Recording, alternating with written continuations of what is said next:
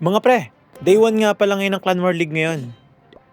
Atakin natin ang TH16 gamit ang TH14. Dito mga pre, kung mapapansin niyo, talagang max sa TH16 ang katapat ng aking TH14. Rush nga pala yon. Tapos, gamitin natin to ng fireball, patamayan natin sa X-bow. Yung malapit sa air defense. Tapos gamitin natin ng composition na Noah's Ark ulit. Dito, mga dalawang inbil lang kailangan natin dito. Tapos na-ready ko na nga pala yung mga gagamitin natin sa kanya. Pwede na yan.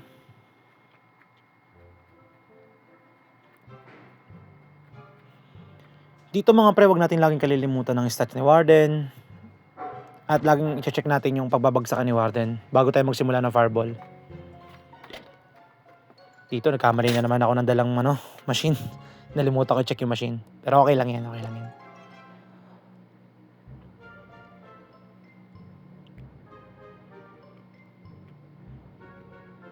Medyo matigas-tigas tong TH16 natin kakarapin ngayon. Okay lang yan. Inbi tayo.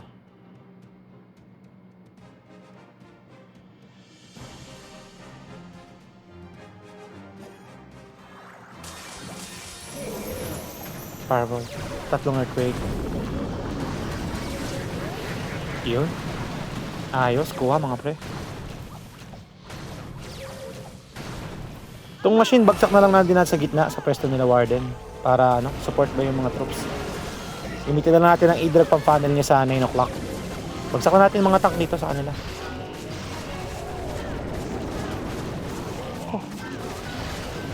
May walay pa ang dalawang unggoy. Sige, okay lang yan.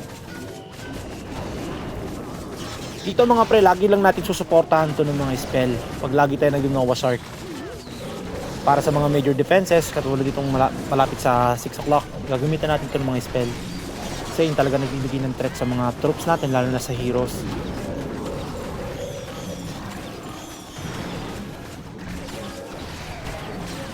Hintayin lang natin Si RC, lapag na lang natin sa 3 o'clock para makasabay sa papunta sa 6 o'clock. Panlinis na lang natin yung ibang troops. Overgrowth, parang may useless na yata to. Hindi na ito magagamit. Mas wag na ang overgrowth natin. Ba't pa ako nagdala nun?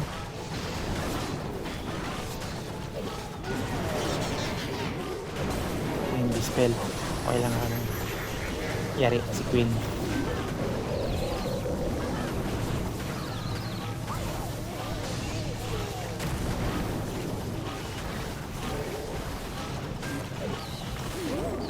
Yun mga pre, kung mapapansin nyo, talagang malakas ang Noah's Ark. Palinisan natin yung mga dragon.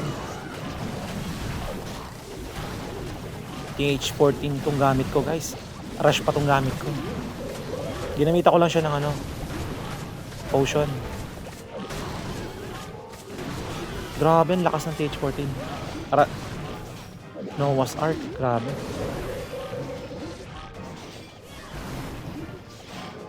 Yun mga pre, kung nagustuhan nyo yung composition natin, copy nyo na lang. Talagang malakas talaga.